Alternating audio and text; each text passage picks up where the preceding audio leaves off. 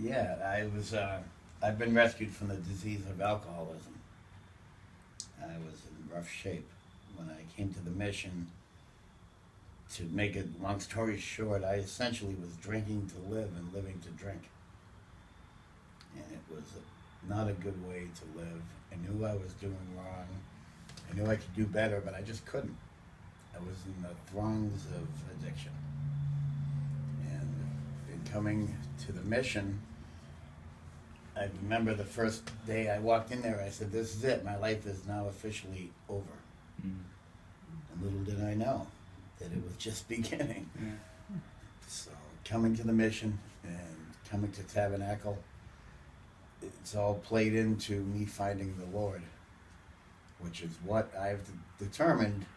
Two things that were keeping me from recovering from addiction. One is I knew the Lord, I knew of the Lord, but he was like a figurehead out there. I didn't know the Lord in here, in my heart. I knew him up here.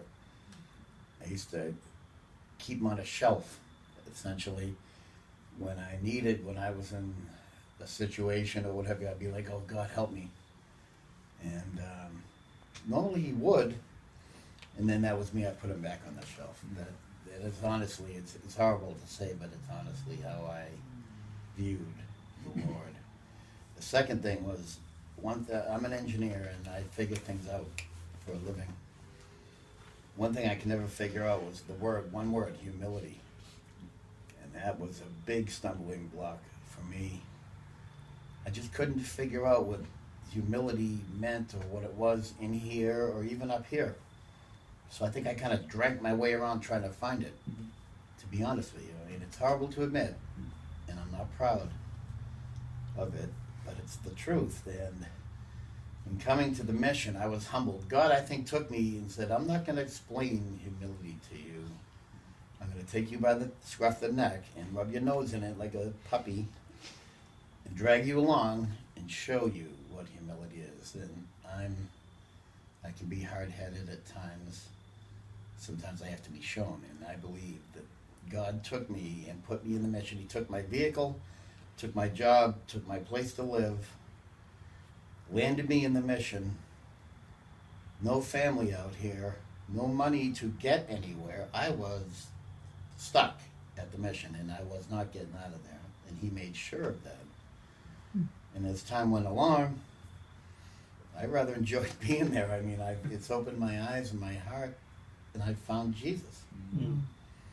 And the first time I spoke in public was at Tabernacle, and there was just something about the church, it felt like home. And I'll never forget everybody here and everybody at the church, everyone knew my name. I didn't know anyone's name. They were like, hi, Keith, how you doing? And I'm like, oh, good, sir. And then I remember Big John here crushing my with his sandwich. And the people at Tabernacle have had a marvelous impact on me. And it's a continuation of what I've learned at the mission, being humility, learning more about the Lord and finding him more in my heart each and every day. So if I went on too long, I'm sorry. No, that's awesome.